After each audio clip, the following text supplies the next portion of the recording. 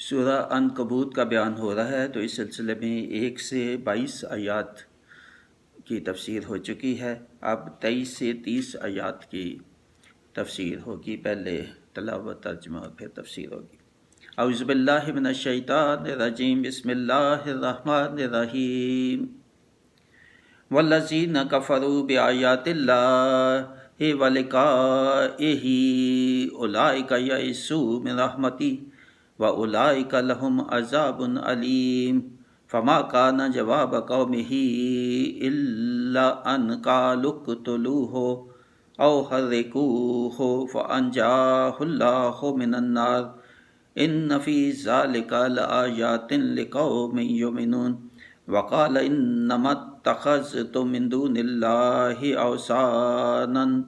أَوْثَانًا مَوَدَّةَ بَيْنِكُمْ فِي الْحَيَاةِ الدُّنْيَا ثم یوم القیامت یکفر بعضکم ببعض ویلعن بعضکم بعضا ومأواکم النار وما لکم من ناصرین فآمن له لوط وقال انی مہاجر الی ربی انہ هو العزیز الحکیم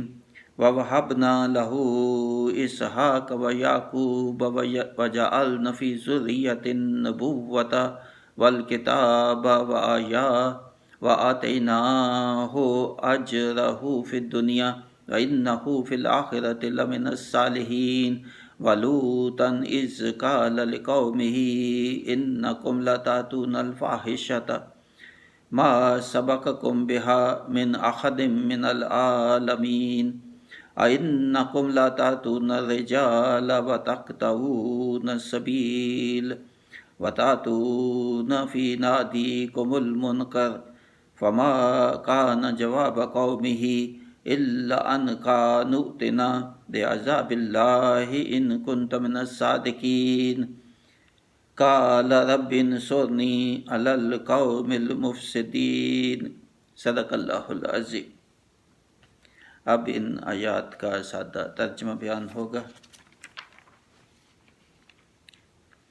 اور وہ جنہوں نے میری آیتوں اور میرے ملنے کو نہ مانا، وہ ہیں جنہیں میری رحمت کی آس نہیں اور ان کے لیے دردناک عذاب ہے۔ تو اس کی قوم کو کچھ جواب بن نہ آیا مگر یہ بولے، انہیں قتل کر دو یا جلا دو۔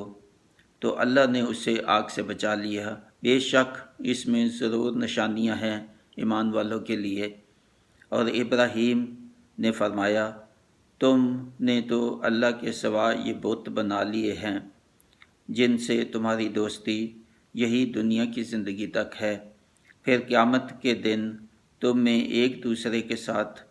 کفر کرے گا، پھر قیامت کے دن تم میں ایک دوسرے کے ساتھ کفر کرے گا اور ایک دوسرے پر لعنت کرے گا، اور تم سب کا ٹھکانہ جہنم ہے اور تمہارا کوئی مددگار نہیں۔ تو لوط اس پر ایمان لایا اور ابراہیم نے کہا، اپنے رب کی طرف ہجرت کرتا ہے اور بے شک وہی عزت و حکمت والا ہے، اور ہم نے اسے اسحاق اور یعقوب عطا فرمائے، اور ہم نے اس کی اولاد میں نبوت اور کتاب رکھی، اور ہم نے دنیا میں اس کا ثواب اسے عطا کیا، اور بے شک آخرت میں وہ ہمارے قرب خاص کے لوگوں میں ہے۔ اور لوط کو نجات دی جب اس نے اپنی قوم سے فرمایا، تم بے شک بے حیائی کا کام کرتے ہو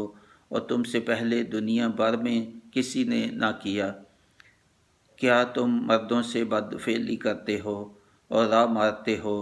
اور اپنی مجلس میں بری بات کرتے ہو؟ تو اس کی قوم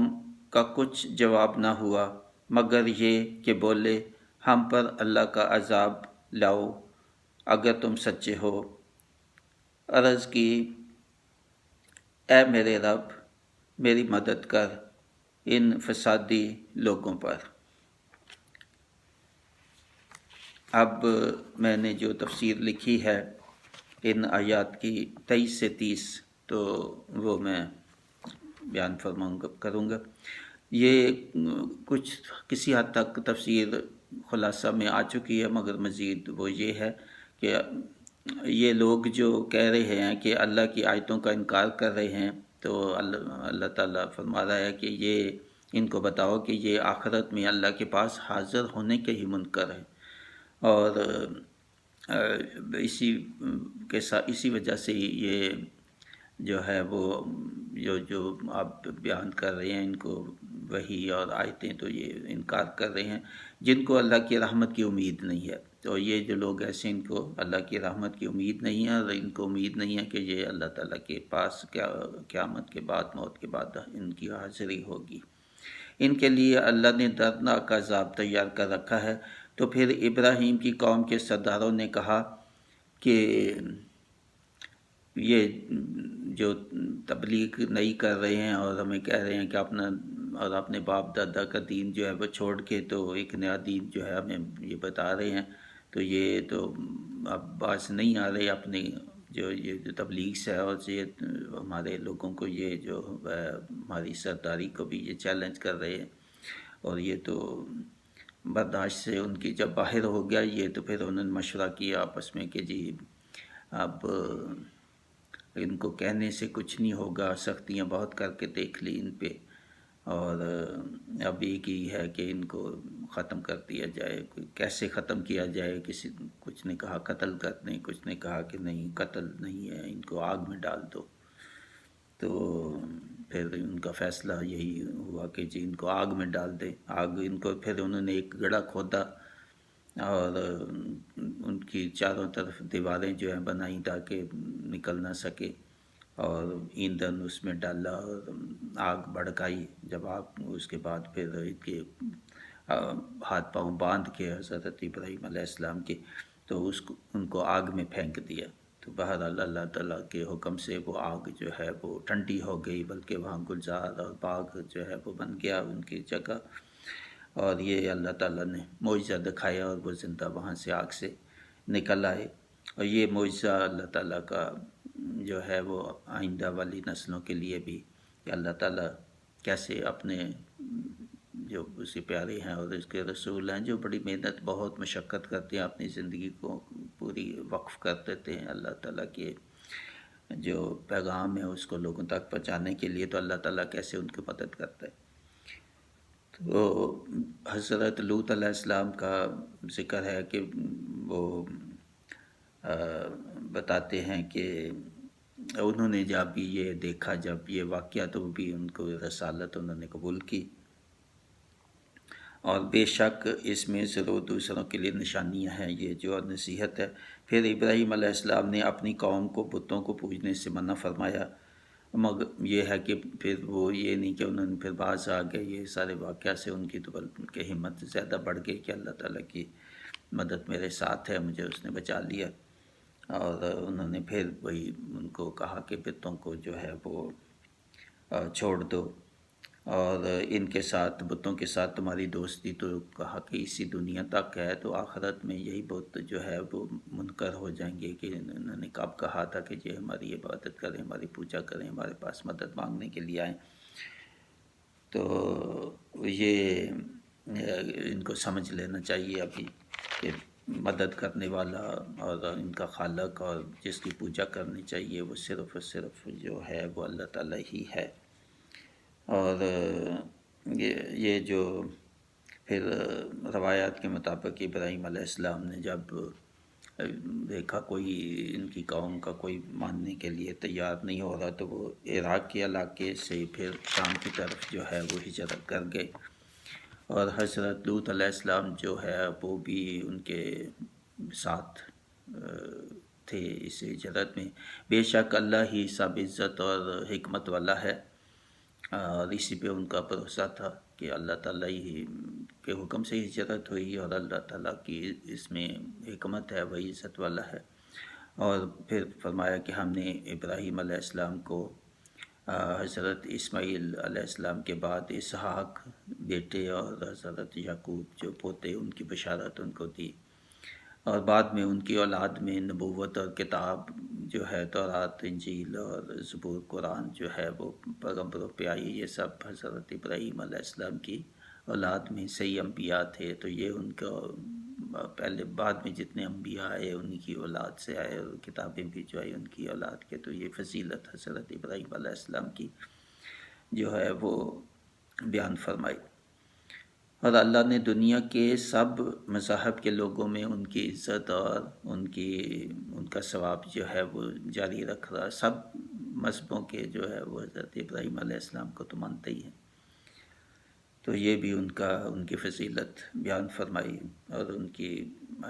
جو اللہ تعالیٰ کے نزدیک ان کا مقام ہے اس کا ذکر ہے. اور بے شک آخرت میں بھی ہمارے خاص بندوں میں ہوں گے حضرت ابراہیم علیہ السلام کے متعلق. لوط علیہ السلام نے اپنی قوم کو تنبیہ کی بے حیائی سے باز آ جائیں. پھر لوط علیہ السلام کا بھی ذکر اب آ رہا ہے کہ انہوں نے بھی اللہ کے نبی تھے، اور انہوں نے بھی اپنی قوم کو وہی جو ان پہ ہوتی تھی تو اس کا پیغام ان کو پہنچایا، مگر انہوں نے سب نے انکار کیا. اور وہ معلوم ہے کہ بد فعلی جو ہے وہ مردوں سے بد فعلی کرتے تھے، تو اس کو سخت تنبیہ دی کہ یہ بڑی فحش حرکت ہے، اور یہ کسی اور قوم نے پہلے دن سے نہیں کی. اور ان کو کہو کہ اس سے باز آ جائیں، تو ان کا اگر نہ آئے تو ان کا تباہی ہوگی، بربادی ہوگی، جیسے پہلی قوموں پہ بھی ہوا. اور پھر جب وہ سختی سے بار بار وہ اس کو دہراتے تھے کہ جی آپ چھوڑ دیں اس کو، آپ پہ عذاب آئے گا، اپنی قوم پر عذاب کی تنبیہ بار بار دیتے تھے. پھر وہ تنگ آ گئے سن کے بھی، یہ جو ان کی قوم کے تھے لوگ بے حیا فحاشی کرنے والے، وہ کہتے ہیں اچھا اگر تو اتنا ہی ہمیں روز اس کی تنبیہ دیتا ہے تو اللہ کو کہو کہ بعد کی بات چھوڑو، ابھی عذاب لے آئے ہم پہ. تو انہوں نے یہ چیلنج سا کیا. حضرت لوط علیہ السلام نے پھر دعا مانگی اللہ تعالیٰ سے اپنی کہ مدد کے لیے کہ یہ تو اب اس حد تک آ گئے ہیں کہ یہ عذاب مانگ رہے ہیں. تو اللہ تعالیٰ نے دعا جو ہے وہ قبول کی، اور ان پہ سخت جو ہے وہ عذاب جو ہے وہ نازل ہوا. تو یہ یہاں پہ جو ہے اس کی تفسیر ختم ہوتی ہے.